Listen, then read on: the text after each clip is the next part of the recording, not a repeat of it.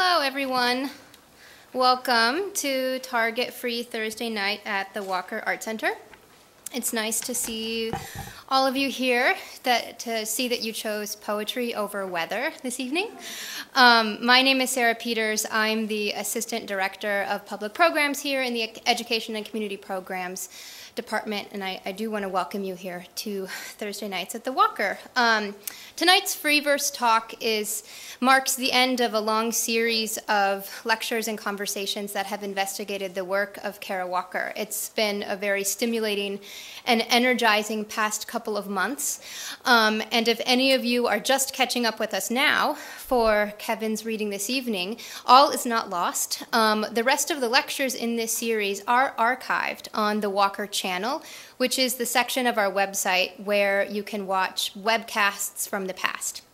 The address is in your program notes, and the program this evening is also being webcast, so it will join the others on the channel in a couple of days for your review or for you to tell your friends to watch it if they couldn't be here. That also means that when we have a Q&A session at the end of the reading, I will ask that you use the microphones that the ushers will have in the aisles so that we can record your questions. Also, the exhibition, Kara Walker, has a long title. My Compliment, My Enemy, My Oppressor, My Love, is on view for about another week and a few days. It closes on Sunday, May 13th. So if you haven't had a chance to view the exhibition, I encourage you to do so. It's a beautiful show. It's upstairs in galleries 4, 5, and 6. And if you miss it here, you have to go to New York or LA or Paris, which might not be that bad, but it's certainly cheaper to come see it here. And if you've already seen it, you may want to schedule in a moment for another visit after the talk tonight, because you may be inspired to look at Kara's writings in a new way. I also want to let you know that although Kara Walker-related programming is ending, Target Free Thursday nights don't stop. They never stop. There is a lot of programming coming up in May and in June. Many of those are listed also on the inside of your program notes. And I want to call your attention to a particular event, which is a free performing arts event on Thursday, May 17th with Congolese dancer and choreographer Faustin Linlekuya. Who is a visiting artist. He's an artist in residence, and he is going to be mounting a huge show in the Twin Cities in the fall, in October, called Festival of Lies. And his May visit is to prepare for that experience in the fall, and he has graciously agreed to give a free performance on the Thursday when he is here. And that's the kind of program that we are rarely able to offer, because international performing artists often have very complicated schedules, and they're often performing on Thursdays, so it's a real treat that that is free for your viewing pleasure on that Thursday. So mark your calendars for that. I also want to say that tonight's talk is a partnership with Rain Taxi Review of Books, which you should all be reading if you're not already. Rain Taxi is a local literary magazine that is produced by many people, including Kelly Everding and Eric Lorber, who work tirelessly to bring fresh ideas about poetry and writing to the Twin Cities and farther. And so I want to thank both of them. The Free Verse series wouldn't happen without their hard work and their connections. So thank you, and I want to welcome Eric Lorber to the stage to introduce tonight's speaker. Thanks.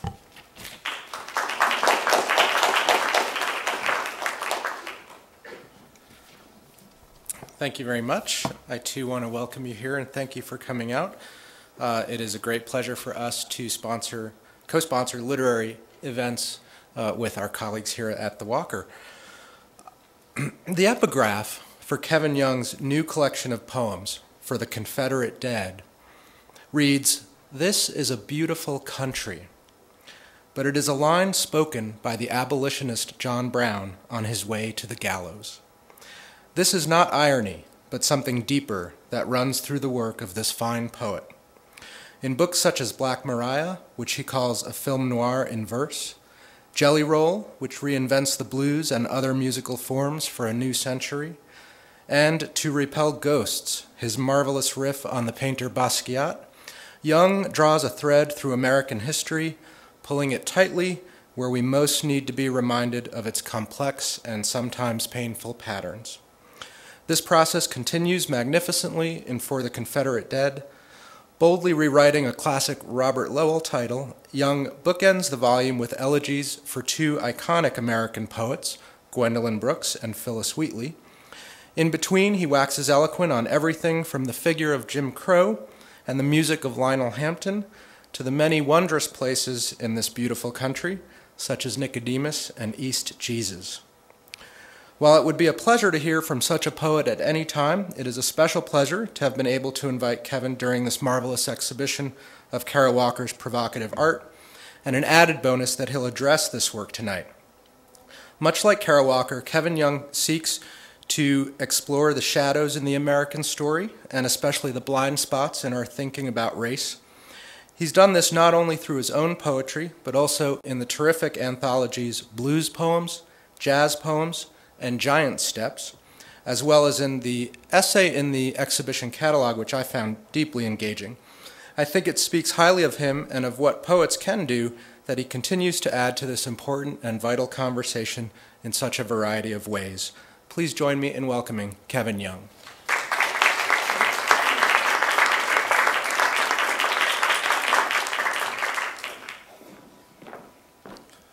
Good evening. Good evening.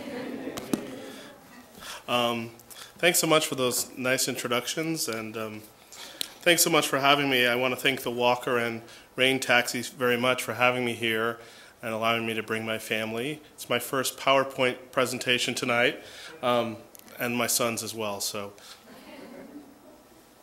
if you hear an 8-month-old, it's him. I'm going to talk about Kara Walker and read poems. And I think I wanted to start with this card here because I think it says something about what I'm interested in tonight. My essay that's Eric mentioned in the catalog contains the daguerreotype, we have an example of here, the stereopticon, and the stereograph. These first two images here are from my personal collection, and so are these. This is a stereograph, or a card that goes in a stereopticon, sort of like a viewfinder. It made these two images become almost three-dimensional. And I also talk about a bunch of other things, including the fluid black body, pop-up books. Let's see if there's one here. This is a pop-up book of Little Black Sambo. What I end up calling the counterfeit tradition, or the use of fiction to free oneself from the bounds of fact. And I guess that's why I wanted to start with this card here, because I think it speaks to the realm of imagination that I'm interested in, both in Walker's work and in my own. And I think the progression you see here, ending with Africould, that conditional yet possible phrase, I think is very interesting. In the essay, which I hope you get a chance to read, I say that Walker is less an artist of history than a historian of fantasy. And I think that sort of speaks to her role in the work, and also my view of work in general by black artists like Jean-Michel Basquiat, who's pictured here, in my book To Repel Ghosts, which I thought I'd read you some of. I was interested in Jean-Michel Basquiat because I think his sense of history and his sense of humor, I think it diverges somewhat from Walker's, but I think if I read you some of the poems, you'll get a sense of them, how they share. One of the poems I'm interested in reading is a poem called Langston Hughes. Now, Langston Hughes is a poet, of course, and a poet I had read and admired. And I was looking through a book of Basquiat's drawings, and I saw that there was a drawing of Langston Hughes there. You couldn't exactly tell it was Langston Hughes, except it said Langston Hughes over and over again. And that really struck me, that I was trying to write these poems. I was already well into writing this book, write these poems about a painter who was then painting about a poet. So I'm going to read from 3 different bodies of work, starting with this To Repel Ghosts, and along the way we're going to discuss 2 or 3 ways Walker works. But I'll start with this one. It's called Langston Hughes, and it's a blues. Langston Hughes. Langston Hughes, Langston Hughes, oh come now and sang them weary blues. Been tired here, feeling low down, real tired here since you quit town. Our ears no longer trumpets, our mouths no more bells. Famous poet, busboy, do tell us of hell. Mr. Shakespeare in Harlem, Mr. Theme for English B. Preach on, kind sir, of death, if it please. We got no more promise. We only got ain't. Let us in on how you came a saint. Langston, Langston, Langston Hughes, won't you send all heaven's news? And I think Basquiat provides an interesting foil to Walker. As you may know in his work, he often gives a halo to these black figures, or a crown. And the black figures in his work become both famous or are already famous and infamous, and sometimes anonymous. And this idea of the anonymity that I think Walker is also interested in, I think could be explored further.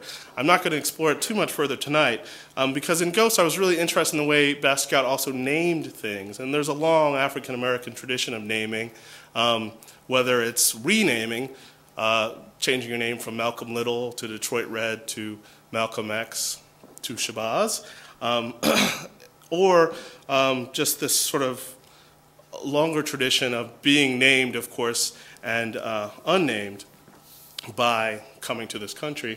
And I think in an interesting way, this little card of Walker's has that kind of feeling. I almost think of it as a poem, though I don't always refer to art as poems. So when you're writing a book of poems about a painter, you start to refer to his paintings as poems and vice versa. But I think here we have, especially it's interesting to see it so big and blown up because it's a little index card. And in the essay, I talk a bit about what does it mean to have them on these index cards. It's sort of preparation for a speech. It's almost a speech. It's sort of a record, but it's also sort of notes. And here I love the kind of progression almost in time, but only through language. And that interests me very much. In the Basquiat book, To Repel Ghosts, I was really interested in those ghosts. The phrase comes from Basquiat himself. And I was interested in these kind of foils and figures that haunted Basquiat and sort of haunted me. It became almost a pantheon of black genius, which often ended sort of tragically. One who didn't, but I thought provided an interesting living foil, was Grace Jones. If I can find her poem, I will read it. And I really was struck thinking about her. A friend of mine said, you know, think about all the black folks who were like around when Basquiat in the 80s. You know, it was like Webster, strange like pantheon of people that he was dueling with and images. So I had to write about Grace.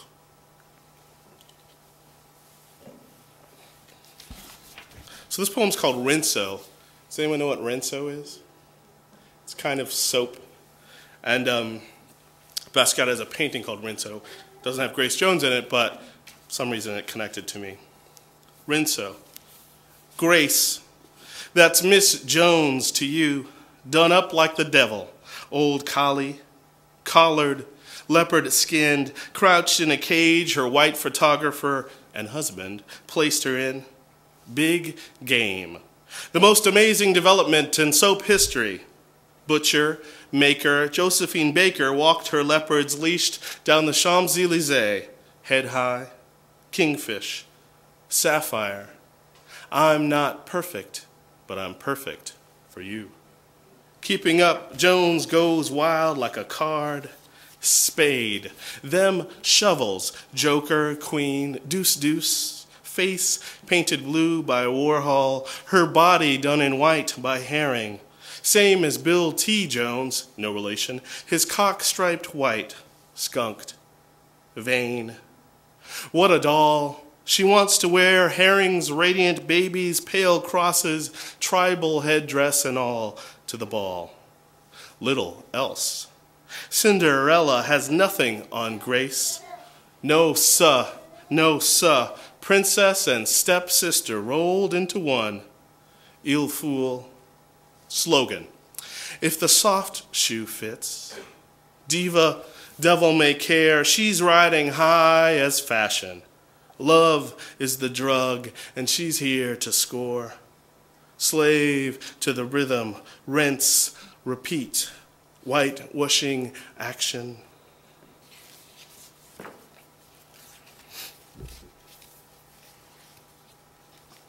I just was walking through the exhibition, which I think is stunning to see up close. I had seen a lot of her work over the years, but to see all of it in one place was very interesting, as was, I guess, seeing it move in the movies, which was really fascinating. But one thing I was thinking about just now is there's not, I could be wrong, so forgive me, but I was struck by the fact there isn't tons of music in her work, or musicians exactly. And I was thinking about that. Well, how does that work? And because there's lots of musicians I found looking through my work to give this talk, and so I was struck by how I feel like music maybe negotiates these ideas of the visual and the verbal, which she's very interested in, the written, and very interested, obviously, in the visual. And I wondered how music did that. For Basquiat, I think it was some kind of version of the sublime. He also wanted to be a sort of rock star. And one of his big heroes was Charlie Parker, the great bebop musician, inventor of bebop in many ways. And so one of the interesting things when I was writing this book, I discovered that Charlie Parker had recorded a record under the name Charlie Chan. And Charlie Chan, of course, was the sort of stereotypical Asian character detective, you know, number one son and things like that. And so it struck me like, how was he playing with race in this context and what he was saying about it. So this poem is called Charlie Chan on Horn. I'm not sure there's anything else you need to know about it. As you may know, Charlie Parker was a heroin addict, and though he died under mysterious circumstances, some would say, you know, there's a lot of conspiracy theories about it, and he died certainly quite young, as did Basquiat of a heroin overdose. Charlie Chan on Horn. For prestige, Bird records a few sides for contract reasons as Mr. Charlie Chan. No matter the name, his blues sound the same alto blaring alchemy, licks exotic as Charlie Chan and Black Magic. Chan's dark sidekick, Birmingham Brown, a.k.a. Mantan Moorland, seeing ghosts, fleeing. Feats do yo stuff, thriving on a riff, Bird on a run in one place, eyes bugged out, blowing like Gabriel. Solos snorted, in one nose and out the other. Gone. Number one, son, don't they know Charlie Chan is a white man? Fu Manchu, too. Bless you. Parker, play your horn, not no coon, no coolie in a white suit. Birds shot his way to the top, made a fist, tied off and caught the first vein out of town. Laying tracks. Now's the time, Bird gets the worm. Now dig this, Basquiat lidded does a gravestone. See Parker in the Stanhope Hotel, the one Bird bit the dust in on air, high, teeth. Halos 59 cent. Who knew how well Basquiat would follow, feet 6 deep first.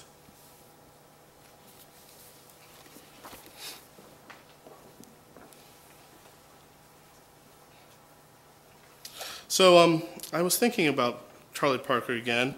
One should every minute, but every few months is fine. I was thinking about Ralph Ellison. And Ralph Ellison, of course, wrote on jazz and blues, the great novelist, and I think even greater critic in a way.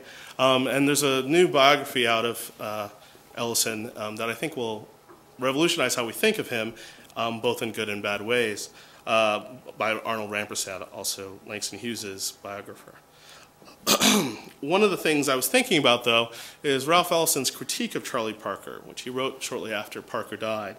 And one of the things he said is that Charlie Parker got sort of deified and seen as resisting stereotypes, which I think in many ways he did, and bebop was seen as a move away from some of the, say, compromises that the music had made over the 30s.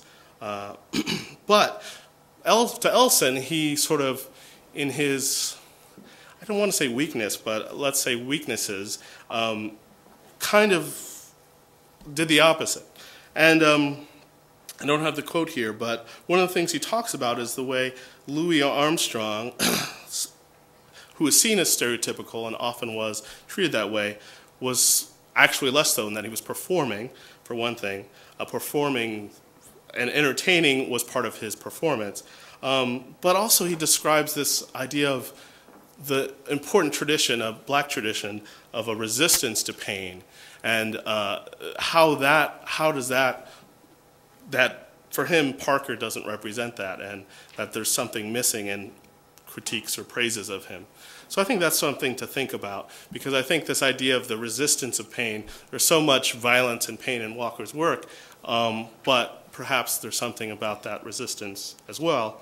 And also, as you may know, Louis Armstrong was one of the few people, and certainly one of the few jazz musicians, to offer an out-loud critique of Little Rock, say, and was very critical and at the time that the Little Rock was being integrated, and there was a deafening silence from some of the other seemingly more radical musicians. And I think some of that should be kept in mind here. I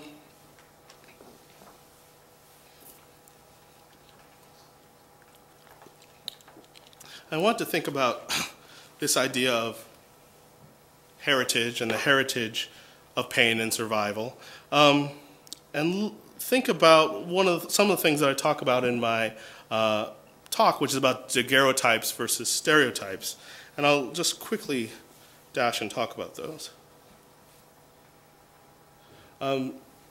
These technically are ambrotypes, so they're not. So I'm using that term loosely, but they're quite small, about that big. The dimensions are in the catalog. But I love his face and directness. And these two I love too. Look at his little hand. And in the essay, I talk about how these images, which presumably were paid for by the African Americans themselves, can be thought of as self-depictions in many ways, and how they contrasted with these stereograph ideas. And it's easy to go from a stereograph to a stereotype, which is a point I make in this essay. But one of the things I talk about is this idea of marking and also coloring.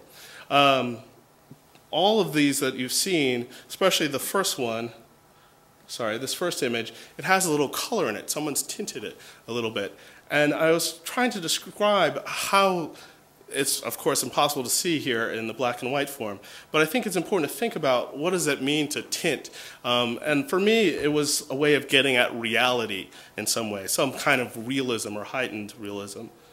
And versus this, which is also colorized, but also colored in so many other ways.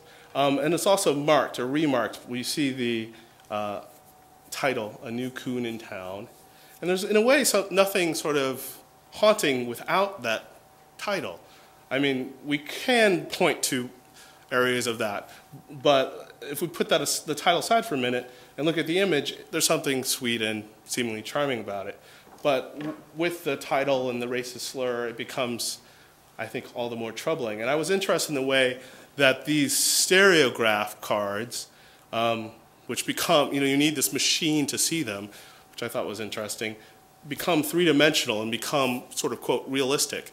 In many ways, they were not necessarily the television, but sort of the travel channel, because you would get, Niagara Falls or see something exotic through these stereograph cards, and you could buy them and put them in your machine, and it was a way of sort of transporting yourself to a different place.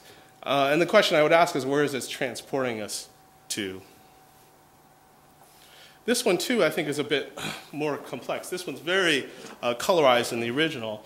And you see the caption, Native King Riders in Sunny Florida. And it's 99, which I presume there were series, and you could often buy them in series. So I'm curious what the other ones are. But what I think is so interesting about this image is it is sort of less marked or remarked upon by the title, but there's all sorts of other markings going on. And this term markings, an interesting book about such ideas is by James Sneed called Black Screens, White Images, White Screens, Black Images. I'm sorry, I'm getting the title wrong. But he's a film critic, late film critic, much missed, who writes about this idea of marking and how it appeared in early cinema as a way of distinguishing and making darker black performers who were often quite light-skinned, whether it was Lena Horne or Freddie Washington or people like that. And the other ways of being marked, like dialect or padding, like most of the mammies weren't as big as they looked. They had to put pads and go to dialect training school, which is hard to imagine. But here we have, seemingly a natural pose, but what I think is so interesting, they're not working. They're supposed to be cane grinders, but they're like eating their product. They're sitting around, and there's something else at work here, another way of being marked. And this is a Walker piece. Let me get the title right. Which I had seen at the Met in a show, and I thought was quite interesting. And she had taken these sort of Harper's etchings and overlaid. This is called Confederate Prisoners Being Conducted from Jonesboro to Atlanta. Harper's Pictorial History of the Civil War, annotated, and it's 2005. Lithography and silkscreen. And this sort of silhouette over the taking of the prisoners, I think is very interesting, and speaks to some of what I was interested in my new book, For the Confederate Dead, which actually has a photograph on the cover. And I had told them, I said, if I'm going to call this For the Confederate Dead, we got to get some black folks on the cover so there's not too much confusion over the book. But in the title, I was really interested in trying to reclaim this idea of the term Confederate, and I suppose return it to its original meaning a friend, an ally, a compatriot. So, as was mentioned, there are a lot of black figures in the book, from Gwendolyn Brooks to Lionel Hampton, and others like Garcia Lorca, who I think speak to some of the questions. One of the poems in this, there's several series in the book, and one is called The Ballad of Jim Crow. And when I first started writing this, the essay and thinking about Walker's work, I had already just written this piece, and I'll tell you a little bit about it. It started out that my previous book was called Black Mariah, and in it was a film noir in verse, which meant I got to have this detective and a lady love and lots of intrigue and sort of some of the conventions of a detective story. One of the fun parts is all the minor characters, so like the mob boss or the snitch. And one was the killer, and he started haunting me. And recently this was done, Black Mariah was done as a stage show by the Providence Black Repertory Company. And the killer still was creeping me out when I saw it on stage there. Just seeing this whole, because it was sort of an ensemble, a small ensemble of 4 or 5, and they would sometimes do the poems choral style, and that one was one of them, and it was really haunting to hear the killer. But he had lots of aliases. One was Mr. Red, Dr. Death, Professor Limbo, He Who Liketh Blood on the Outside, Not In, John Doe, and another one was Jim Crow. I started thinking about Jim Crow as a killer, which of course Jim Crow was, but what if he was a real killer with a legend and a story and a ballad? So I'll read a few of those. So this is from the Ballad of Jim Crow. This is his first poem called Nativity. Known by 77 names, Jim Crow was born with a silver bullet in his hand. Some say on a gambling boat, others say he met the world at home in a shotgun shack. For certain, his left hand clutched a tin nickel swallowed by his mother so the taxman couldn't touch it. That boy was all she had. The day was gray, the night dark brown. A twister was spotted all over town. Jim's middle name was None. His first left blank for a few hours till Mr. Crow came home and called for gin. No cigars. Birth certificate, an afterthought. Back there then, the county only thought about you when you were dead or born silver. Unlike Jim, this wooden spoon in his mouth the midwife promptly took and spanked him awake with. Welcome.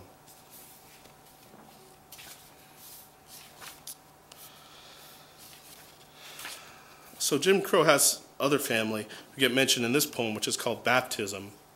And like all good ballads, he meets the devil. Baptism.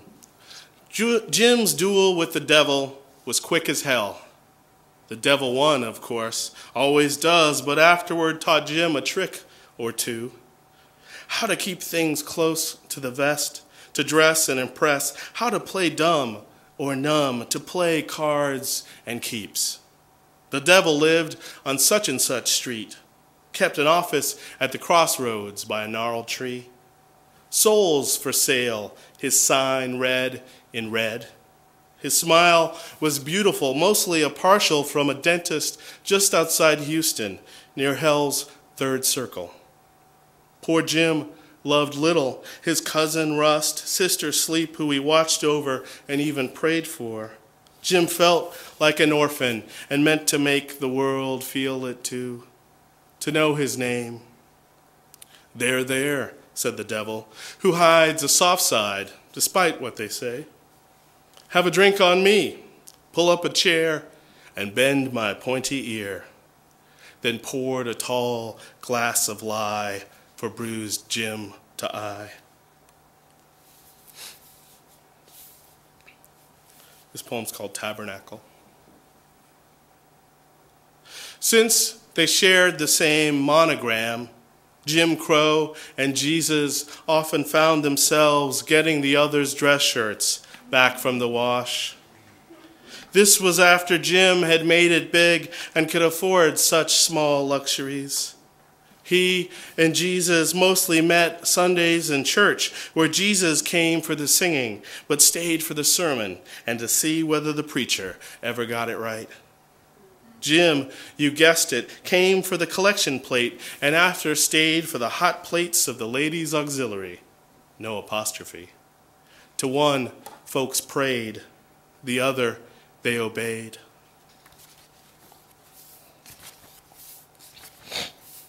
And this last of the Jim Crow poems I'll read is called Magnificat. It's a bit about his mother.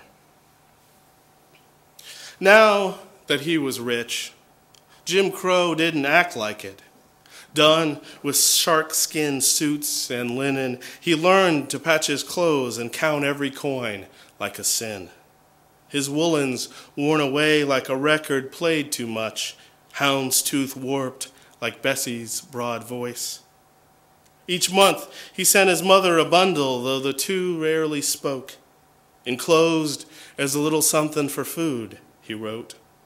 And when Rust went wherever the dead did, Jim sprung for all expenses, ordered the best casket at Bloodworth's funeral home. The dam of his eyes broke, and Jim couldn't go. Each Sunday, Jim's mother gave over her take to God, who didn't ask where the bread came from. neither did she. Still, every once in a moon, his mother bought herself a church hat with shoes to match, not to hide her face, but frame its blossom brown and remind folks that humility need not be ugly. Beneath her hat, its bright, unfading flowers, Jim's mother lowers her head and prays for her son's soul, for sleep to return, for freedom from this toil and the red, red soil. It's me, Lord, Jim's mama said, bent her hatted head and clenched like teeth her hands.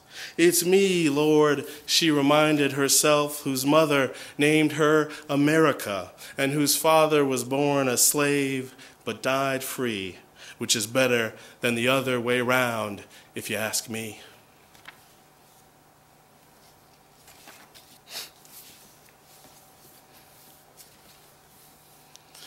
So, one of the things this book, For the Confederate Dead, also has is a series of imaginary towns, mostly in the South. And I was thinking about this imaginary South a lot. One does when looking at Walker's work. And I think that one of the things that my poems were interested in were the folklore qualities, some of which appear in the folklore collected by Zora Neale Hurston. And I think, like with the idea of the Confederate, reclaiming that, I was interested in sort of reclaiming these places like Guinea Gall, or people use the phrase East Jesus to mean sort of middle of nowhere. And I was sort of interested, what if that was a real place? Or what if Bedlam was a place? Which it is, but one you could visit. So I think I'll read a few of those and maybe have us think about this imaginary South. And I think that one of the things I was thinking about is that we shouldn't leave the South to those who want it to sort of stay a particular way. The South that I think Walker is interested in exploding and exploring and lifting up the petticoat of, as it were. But also, we have to, we need this imaginary South too, though in different ways, if only to measure the actual South and thereby the North. And I think one of the things I'm interested in this, what I call the counterfeit tradition, this idea of fiction to free oneself, is you need to imagine a freedom before it's actual. And I think some of those qualities we'll look at towards the end in a visual essay that Walker compiled. But so I think in some ways these imaginary towns are some kind of freedom. This is East Jesus, which I haven't read in a long time, so. Have I ever read? East Jesus. The South knows ruin and likes it that away. The barns becoming earth again, leaning in.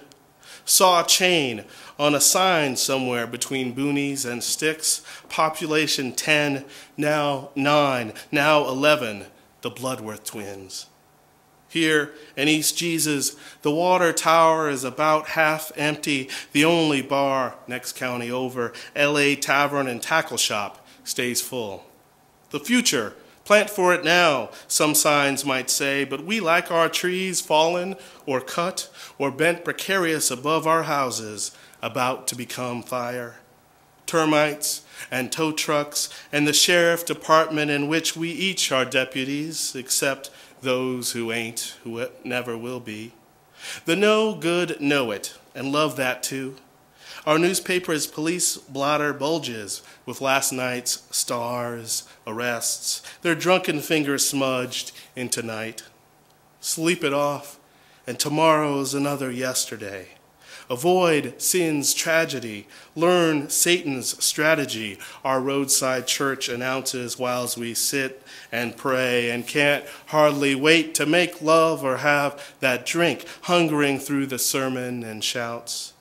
Benediction, handshakes smelling of chicken served after church, before crossing the worn down, ain't this where sis was struck dead, tracks tall with weeds.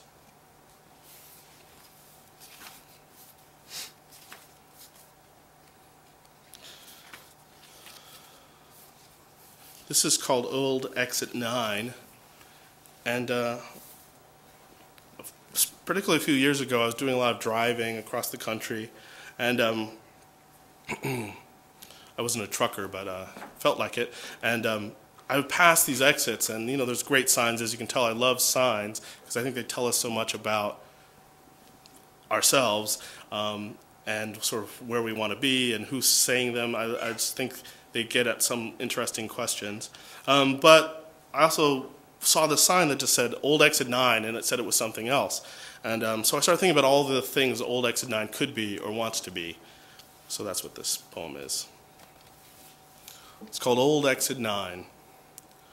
Old Exit 9 sells fireworks and karate supplies, is now Exit 29, is handy with a knife, wants what it wants when it wants it. Old Exit 9 owes you one, likes to dance, doesn't much. Old Exit 9 forgets a joke halfway through, prefers toast burnt, is late, sorry, can't talk, we'll call you later. Figures, what the hell, let's move in together, might as well. Old Exit 9 plants a cross where the last accident was. Old Exit 9 is low on cash, likes nothing better than a waxed mustache. Old Exit 9 grew up poor, so only likes new stuff from the store. Old Exit 9 loves summer and snow both. Old Exit 9 gave peace a chance. Old Exit 9 has no regrets, thinks Cleveland's exotic and Akron's next. Old Exit 9 doesn't mind opening up a can of whoop-ass. Help yourself. Old Exit 9 ran for sheriff against a dead man and lost. Old Exit 9 needs a babysitter for the prom, may show up late but visits when it can. Old Exit 9 can't stand theater but loves drama, has been there but not done that, is gone like mama, bless her heart, and ain't coming back.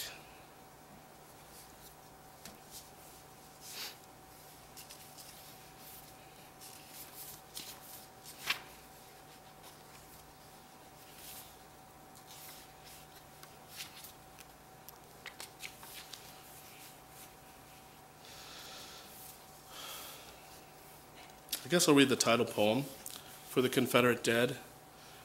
In this poem, as I think of it, it's even more relevant because the heart of the poem centers around an image of seeing a mural in a cafe. And it was an old mural, and though not so old, and it sort of has stereotypical depictions on it. So this cafe, it really exists. It's in Athens, Georgia, where I used to teach.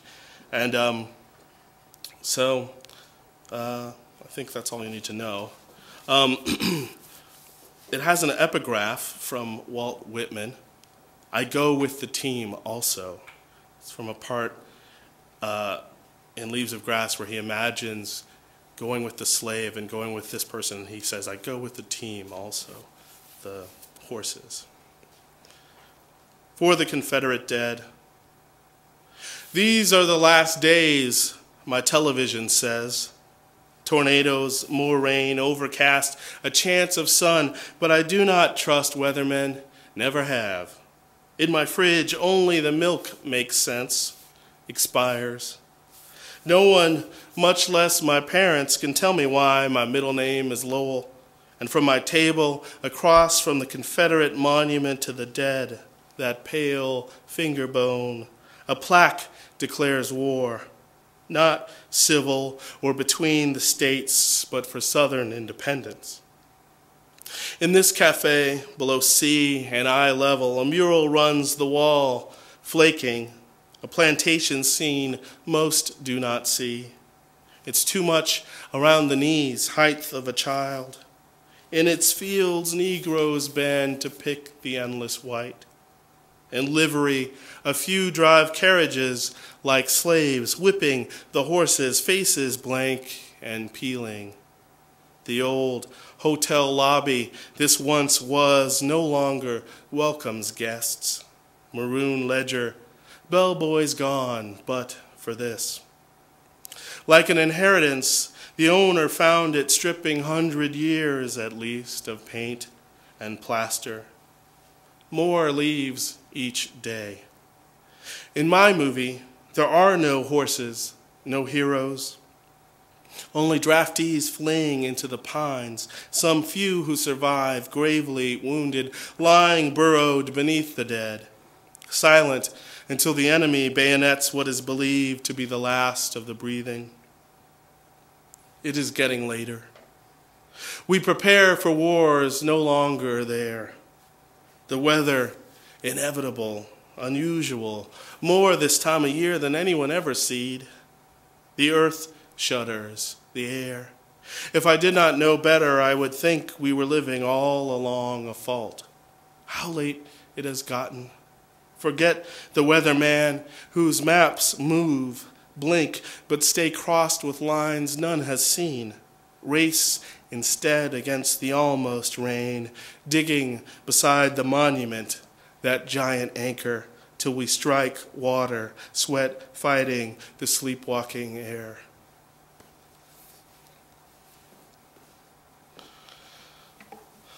So, reading that poem, I was thinking about this idea of excavation and uncovering and digging, which I think is one aspect of history. And when I got the catalog for the show, I saw that Kara Walker herself has what she calls a visual essay, and I thought we'd take a look at it together, at least some of it. I've mostly taken some of the images and collages. There's some of the drawings she has. She calls it a chronology of black suffering, but I want us to think about some of these ideas of excavating history and I think the imaginary South. This is, for curiosity, Bill Traylor, who was a former slave, self-taught artist, and he began painting quite older, when he was quite older, and I was so interested. I used one of his images on a book of mine, and I absolutely love his work. But this image I picked because it sort of shows this continuity of black artists that Walker finds herself in, with his kind of almost silhouettes and figures. But you also see how up top the man becomes a bird, becomes an animal we can't quite recognize, becomes a boy, and there's a lot of dogs in his work. And I think that this kind of fluid black body is interesting, and I talk about it a bit more in the essay. This image here is from Arna Bontamp's God Send Sunday. Has an Aaron Douglas composition on the cover. And this is sort of a cakewalk up here, do you see? The woman leaned way back and the man. And you can see sort of the pious pose here. One thinks, is this the past back there? The image is actually quite pretty because it's a kind of pinkish color back there. It's not black and white. And then you have the strong silhouette in the front. Again, this was a way of showing Walker's connection to a black tradition, because I think we often talk about the 19th century predecessors, but the trailer in this are 20th century, mid-20th century, early to mid influences. And I think it's interesting. Also, I should credit my colleague at the Woodruff Library Special Collections Archives at Emory, who pointed this image out to me and felt it really connected to her work. Long before I was supposed to do this, so his name's Randall Burkett. This is the start of the visual essay. And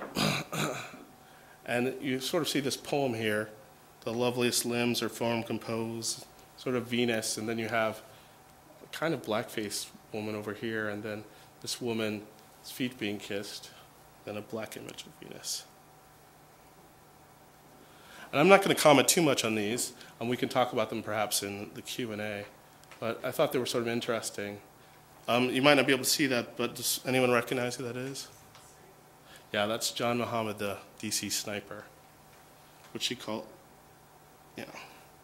It's in the sort of bigger text at the top. It says, "The Face of Terror." It looks like Newsweek or Time. I don't recognize their font. I saw this movie for the first time in the Terra Theater in Atlanta when it was reissued, which was quite strange. Especially the audience was totally not the audience you would expect for it. It was like mostly older gay men and interracial couples and older black women. was fascinating. And it was perfect to see it there because we just laughed and, you know, some people cried. And need we say more, Fabio?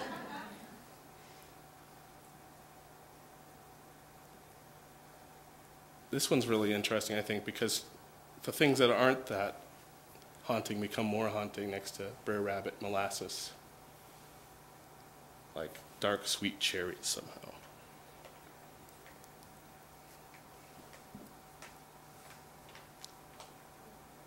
I don't know these two images. It's like old Ironsides or something.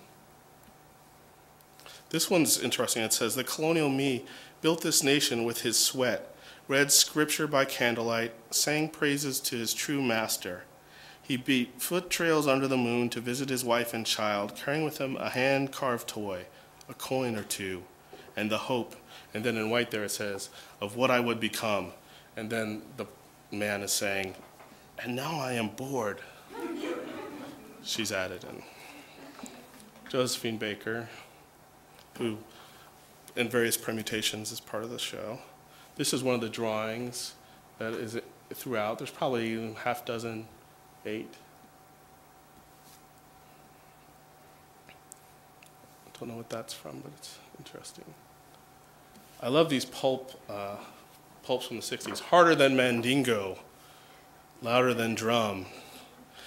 I don't know what they're referring to, but I'm sure. I have a bunch of Mandingos and various of these sort of bodice ripper. But you think about it, these all came in the sort of 60s, so it's sort of interesting juxtaposition. And indeed a troubling one. Why all this fantasies about harder than Mandingo, louder than drum, which are drums, I think Mandingo's son or cousin or somebody who had a sequel.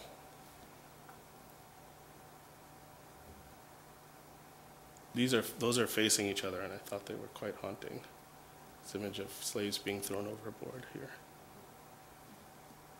These swizzle sticks you can still find around, and they're supposed to be ages like 20, and then on the left is like 65, ha ha ha.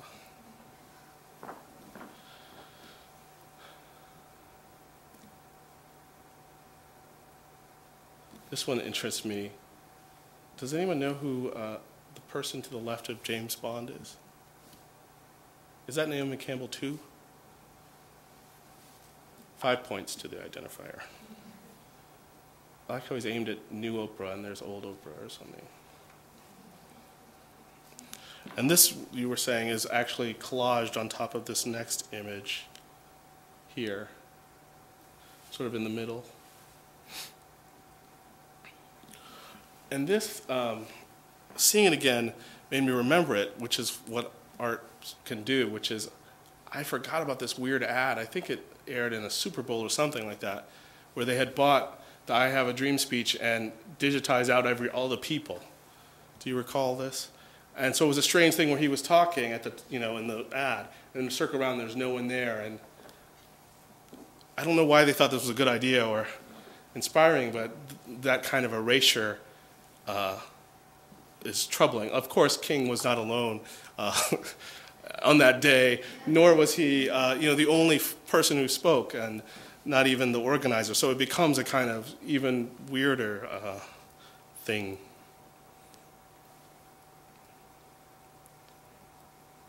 This Bull Durham, I find these the most troubling ads. And her little black doll, which looks like her, which I think is strange. Halle Berry.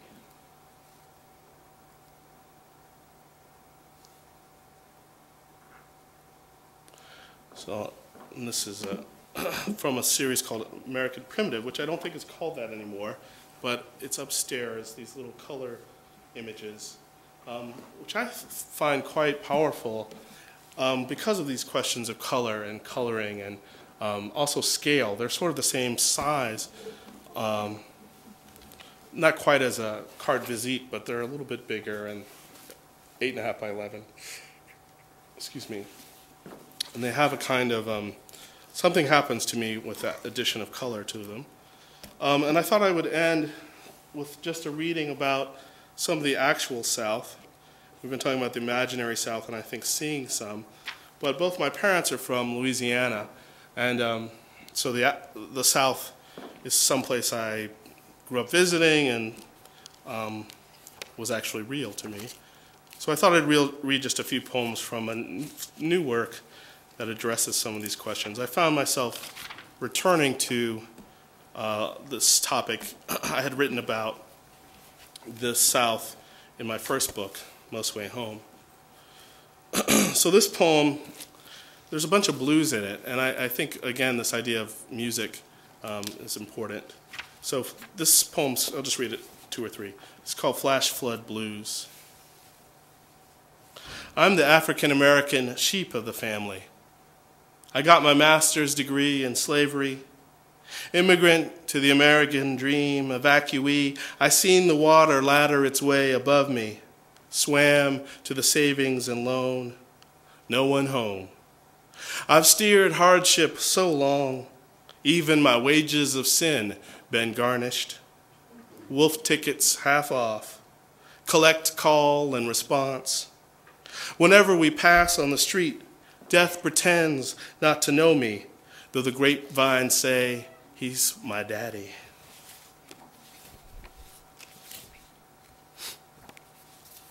This is called Black Cat Blues. I showed up for jury duty. Turns out the one on trial was me. Paid me for my time and still I couldn't make bail. Judge that showed up was my ex-wife. Now that was some hard time. She sentenced me to remarry. I chose firing squad instead. Wouldn't you know it, plenty of volunteers to take the first shot, but no one wanted to spring for the bullets. Governor commuted my term to life in a cell more comfortable than this here skin I've been living in. And I've been writing these odes sort of to everyday things. Now, odes are usually about things like Grecian urns and nightingales, so I decided to continue that tradition. This is called Ode to Pork. I wouldn't be here without you. Without you, I'd be umpteen pounds lighter and a lot less alive. You stuck round my ribs even when I treated you like a dog, dirty, I dare not eat. I know you're the blues because loving you may kill me, but still you rock me down slow as ham hocks on the stove. Anyway you come, fried, cued, burnt to within 1 inch of your life, I love. Babe, I revere your every nickname, bacon, chitlin, cracklin, sin. Some call you murder, shame, stepsister, then dress you up and declare you white and healthy. But you always come back, sauced to me. Adam himself gave up a rib to see yours piled pink beside him. Your heaven is the only one worth wanting. You keep me all night, cursing your 4-letter name. The next, begging for you again. And I'll end with this poem, which I've been ending with lately. It's called Ode to Boudin. As you may know, Boudin is southern Louisiana sort of delicacy, and it's sort of like dirty rice with spices and meat in a sausage casing. And you could find it most anywhere, like any corner, good corner, the divier the better, they make it there, and it's delicious. So in this poem, well, it's for my family who's here tonight. Thanks for coming, and also for my father, who is mentioned in the poem. Ode to Boudin. You are the chewing gum of God. You are the reason I know that skin is only that, holds more than it meets. The heart of you is something I don't quite get, but don't want to.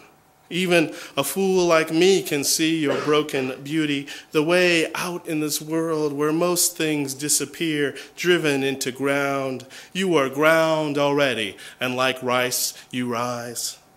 Drunken deacon, sausages half-brother, jambalayas, baby mama, you bring me back to the beginning, to where things live again. Homemade Savior, you fed me the day my father sat under flowers white as the gloves of pallbearers tossed on his bier. Soon, hands will lower him into ground richer than even you. For now, root of all remembrance, your thick chain sets me spinning, thinking of how, like the small, perfect, possible, silent soul, you spill out like music, my daddy dead, or grief, or both.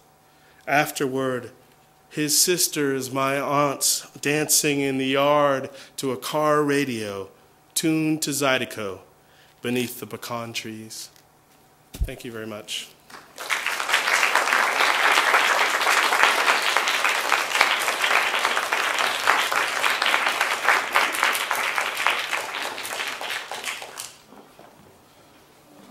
Thanks a lot. Are there any questions?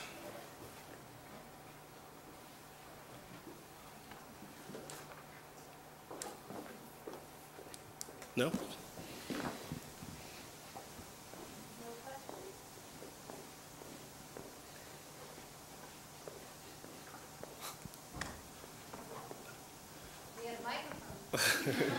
Yeah, she walked all the way down here, so anything really. Hey, see. I will. Am I feeding back? I want to ask a question not about the talk, but about the book. Yes. Which has the Boudin poem that you just read is an elegy of one kind. The book has an elegy of another that goes back and forth between the United States and Africa. And one of the things that interests me about that book that wasn't in your talk is the transatlantic aspect. Uh-huh. Do you want to? That's so trendy and such a source of justified interest all over the place now. Do you want to talk about transatlantic or international interest in the work you're doing? Oh, that's a good question. It's good to see you. Hi. Old college pal. So let's see. Well, you know, it's funny because the book ends with Phyllis Wheatley, and more specifically Phyllis Wheatley on her trip to London. And obviously that's quite a different transatlantic trip than the one she took to come to the United States, Phyllis Wheatley being the first black poet who published a book in the United States, but she actually had to go to London to publish this book. And when she did, it was 1773, so you can only imagine the tensions. I mean, it's not quite the same, but it's like, can you imagine going to the Middle East right now and to get your book published and then coming, because we were starting to be at war. So she had to dance this very delicate political dance even to get her work published. But I was interested in that moment of her journey and how it sort of paralleled and how the freedom she must have felt. The poem ends, I remember how it ends with her looking at the sea, and it refers to the sea which owns no country. And I was thinking about this idea of how the sea was free for her in such a different way than, you know, it was literally not free on her way. And as you may know, Phyllis Wheatley was named for the slave ship which brought her, which was called Phyllis, which is quite haunting, I think.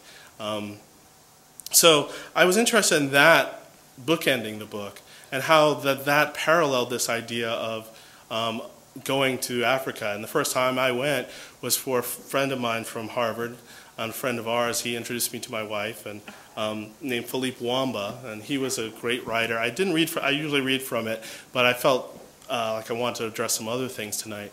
But as an elegy, it's called African Elegy, and he was both African and African American. His mother is African American, his father is African, and he grew up in the States and in Tanzania. And so I was interested, and he was, in this connection. And it was my first trip to Africa, but here I was for this elegy. For this funeral, because he died. He was killed at the age of 31 in a car accident in Kenya. And so it was a really haunting moment. Here it was going home to the homeland, but also sort of seeing my friend home. I don't think I have I'm so close to that work that it's hard for me to talk theoretically about it beyond saying, because it actually happened, you know. But I also would say that there is something in the book about exile, about journey, and you know, often you could describe the African American experience in terms of exile.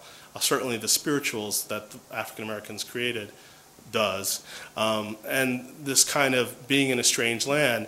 And it's interesting, this idea here, a picture obviously pertaining to escape by any means, interested me to what I was saying in the beginning of escape and freedom and imagination. How does the imagination help us escape? And for me, that poem was really, the African Elegy poem is tied up in other things, which is September 11th, because he died on the year anniversary of September 11th. So it was a quite strange time when we were sort of trying to deal with public grief, and then we had this private grief visit us. And the poem is, I guess, about grief in a larger sense. And I suppose leaving and then coming back and returning to what? There's a poem called Catch a Fire that, excuse me, I came back and a tornado had hit town. And so it was strange to, like, no one tells you, oh, a tornado hit town. You drive and there's something broken and you start to see, oh my God, what happened? And so that was such a symbolic thing for me and in the poem.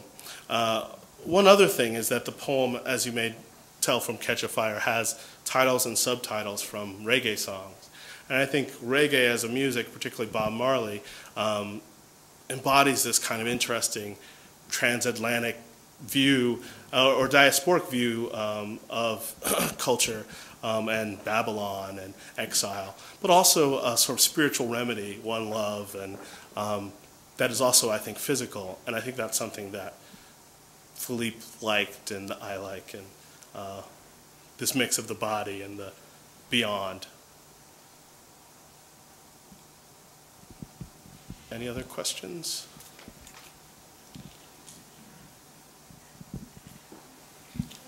There's one down here.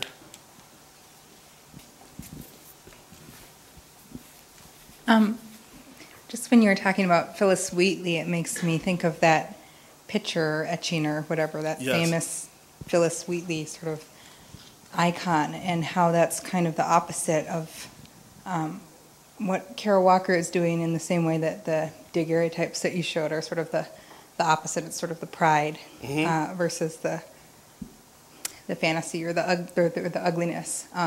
Yeah. And I don't know if you just want to talk about that from like a literary, you know, what that means in a literary sense. But that Right. was That's a great question. There's sort of two things. One is that I love that drawing as you, and I sort of refer to it because she has this great look on her face, very serious but sort of pouting, and I don't know, you can project lots of stuff onto how she's feeling. But what's interesting is they've come to discover that the etching, the image was done by an African himself, Scipio Moorhead, who she addresses a poem to. So it's a very early, interesting, rare confluence of, you know, black on black art. And I think that that's important to understanding her and reading her. Another thing that's just sort of a side note is I teach at Emory, where I'm also the curator of a poetry library. It's 75,000 volumes of rare poetry. And not in the collection, but in our larger manuscript and rare books collection, we have a Phyllis Wheatley volume from 1773. And I love showing it because you're looking at it, and there she is, you know, in how anyone at the time would see her, and then you turn the page and she's signed it. And it's amazing to think, Phyllis Wheatley touched this book, signed it, and thinking of her as just an author. You know, she was an author with a book trying to sell it. And, you know, she actually tried to get a second book published and started sending out prospectuses, which is how you had to do it. You had to get subscribers sort of beforehand, and then you would sell the book. And she couldn't get enough subscribers. You know, she died quite young. I think she might have been 30, you know, quite young, and is buried. She died sort of shortly after childbirth and is buried in unmarked. No one knows where she's buried. So I'm sort of interested in how famous she was, and then how, you know, in a way this is sort of a marker for her, the homage. And I didn't want to picture her in that moment, but rather in this moment at sea, and this sort of possibility. Hopefully that's sort of what I was trying to get at. But I do think it is somehow tied in, and it might prove an interesting contrast to some of the works here. Anything else? Yes. Oh, are you raising your hand to ask? Yeah, I'm asking it for my own question. Gwendolyn Brooks had a poem, "We Jazz June, We Die Soon." Yeah, We Real Cool. We Were Cool. And I'm wondering about Carol Walker's imagery about youth and dying, and how children are both kind of the image, or there's implied pedophilia sometimes, and then that tenderness and vulnerability, and then also the precarious, in between of being a juvenile or an adolescent, right, and bridging that to adulthood, because there's such strong stereotypes of the adulthood, the Tom, the Mammy, the teenage years. Carol Walker kind of alludes to it in some drawings of pre-teenage girls, forming budding breasts and that kind of thing.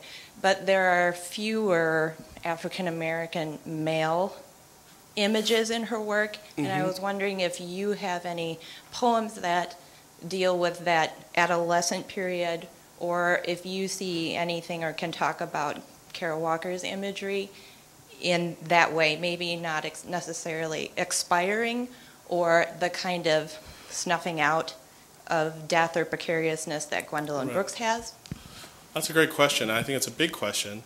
Because one part of your question is, where are the images of black male teenagers or adolescents, both in Walker's work and beyond? I don't think it's something you see often in the culture, or you see adults acting like that, or you don't see a kind of budding, interesting, thriving, curious, conflicted adolescent voice. I'm talking truly adolescent instead of, say, bad high school Tupac movie. So I think that's an interesting question. There was a show years and years ago called South Central. I don't know if you ever saw it. It had, what's his name, Lawrence Tate in it. That was really interesting. And I remember seeing it thinking, God, I've never seen that on television. He was sort of a teenager dealing with sort of teenage, how could he get the girl to the dance, kind of. But also serious sort of the world outside problems, which I thought did it very well, and of course got canceled. So there's that. But I think the other part of your question, which is about the kids, and the eternal children in her work, and I sort of talk about that in the essay a bit. I end up talking about pop-up books. Carol Walker did one, and what do they conjure up? They conjure up kind of kids, eternal adolescence in a way, or eternal childhood, and this movement. And I was trying to talk about the ways in which, and I showed you that sort of Sambo Bannerman, how that Sambo is sort of sitting there, and then we can look at it quickly, surrounded by tigers, who, if we know the story, are going to sort of threaten to eat him. But and it keeps saying, move, move, animated, animated. But he's not really animated. And in the story, he doesn't get to move. Only the tigers kind of move and get to do different. There's other people who move, but they're like his family eating. It's not really. And I was trying to talk about the ways that he's sort of forever. He's not really even a body. He's just, because he's only a body, he's just hunger, pancakes. And, he doesn't have a kind of chance to grow up. There's nowhere for him to go. Even the tigers get to transform, even if it's only into butter. They chase him around a tree and they turn into butter. And then he takes the butter home and puts on his pancakes, which is what you would do if you got chased by tigers as well. So the idea I was trying to get at is, how is his sort of, let's call it stunted, static black body quite different from this black body, and this black body that's Bill Traylor's, which I find interesting, magical, filled with possibility, right? And, how's that different than this one, which is partially in that, but you have this doubling of the past, what I take as the past, this image of his carefree life beforehand. And how that sort of fluid black body, how is that liberating, and how is she participating in that? And some of that comes against her using this lost girl image, that she's a lost girl. But her girl is sort of naive, innocent but violent in a way that people have written about. And I try to tie this fluid black body to Mickey Mouse, and how Mickey Mouse, the animated character, especially early on, was really fluid and seen as radical. And even as so radical that Hitler banned Mickey Mouse. And this is the kind of image, this is from the Degenerate Music exhibition and show that was in Nazi Germany. And you can see this black body is everything. It's Jewish, it has a gypsy hoop, it's like, grotesque, it's one-eyed even. And how is this body, which I wouldn't call fluid, I'd call it static, but sort of all-accompanying, different from this one, which is fluid and kind of flat, but somehow more freeing. And I think that this idea that she's interested in this lost little girl, but who gets to sort of be lots of different things. She gets to be, as I call it, sort of like Langston Hughes' idea of the genius child. She's sort of wild, and you have to kind of kill her. That's and let her soul run wild. That's how Langston Hughes puts it. But nobody loves a genius child, he says. And that's kind of what's at risk, I think, in Walker's girl. She's so precocious, let's call her, that it's troubling to us. And how she sort of troubles the body and troubles the water of our notions, I think has something to do with the static black bodies we're both used to and are equally troubling, like Sambo's, but are sort of deluged with. And the other endless parade of black little boys in trouble, or even these cane workers who are sort of static, right, even in their lounging. Though maybe they're more interesting than that, but it's sort of, there's some mix in there of not wanting to grow up, the threat of that, the precociousness, and then not being permitted to grow up, like Little Black Sambo, which gets retold every 5 years. They do a new edition trying to reclaim what, I'm not sure, but so hope that addresses some of your questions, which I think are really to the heart of the matter. Any last question? Over here, maybe.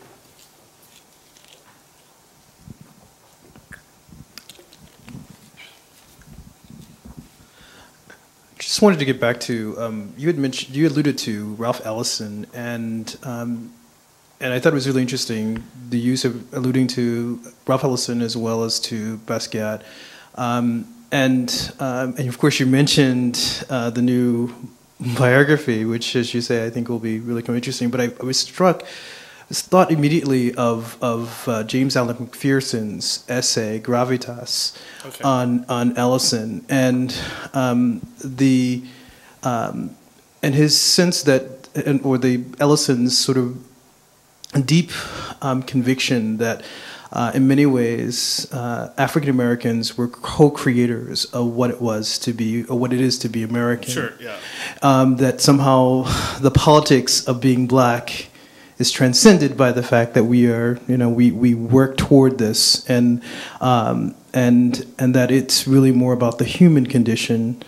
That's the important thing, and I'm just curious about how you see that compared to, let's say, Kara Walker's use of stereotypes and her co-creation of American, or in many ways maybe a co-conspirator of stereotypes, but at the same time trying to reach at a human condition that somehow transcends the political. Well, I think in a way, and I tried to talk about the ways in which it's almost like a chemical reaction. She puts all these things together, but I don't think she's interested, and I could be wrong, in resolving them fully for us. And I think they sort of sit in solution, and sometimes they're more troubling, sometimes they explode, sometimes they do other things. I wonder if she's as interested in the human condition, as you say, as Ellison says he was. I think of another quote of Ellison where he talks, and I almost put this in my essay, where he talks about the bottom of the melting pot and the deep, dark bottom, and what's that like? And it's a little, his description of it, he says where black is white, and it's a little like a Kara Walker painting or piece. But the other thing I think that interests me most about Ellison is the way he talks about America, and he has another famous essay, what America would be like without blacks, I think it's called. And he sort of describes the sort of empty terrain that would have ensued. And I think that his interest in and reframing the question from saying, how white is the Negro, into how black is the American, is really interesting, in saying how black is America, and his answer is sort of vary, I think. What's interesting in the biography is it sort of turns a bit on its head his personal relations with black culture and his sort of disdain for, say, his mother, or, which can be quite troubling. Maybe he's theoretically interested, not personally, I don't know. Mostly, I haven't read it, I have an advanced thing that I've read half of, but I'm really curious to see how it changes our notion of him. But I think you ask a really interesting question about this, the human, and I guess I think to a friend of mine, Natasha Trethewey, who teaches at Emory with me and just won the Pulitzer Prize in poetry, so we're proud of her for that. I remember her talking about how people sometimes blurbing like a black book of poetry will say, he transcends blackness into the human, and how troubling that is, So I think if you read Ellison that way, it can seem kind of troubling. But if you read it as, you don't need transcending, that's where the human lies, I think there's some rich possibilities there. And, I think there's layers. I mean, even this image visually to me says something about the history and the silhouette. And the story, too, behind our history that is often hidden, even to us. And I think this idea of excavation, which she mentions, is really crucial to her notion of history. And I'm not sure Ellison is exactly interested in excavation, though I think he's interested in this kind of crossroads notion of culture. That interests me as well. I want to get that McPherson essay, though. I want to get that from you. So, anyway, if that's it. Perhaps we should take a cue from the youngest member of the audience. It's time to go home. Yes, thank you. Thanks a lot.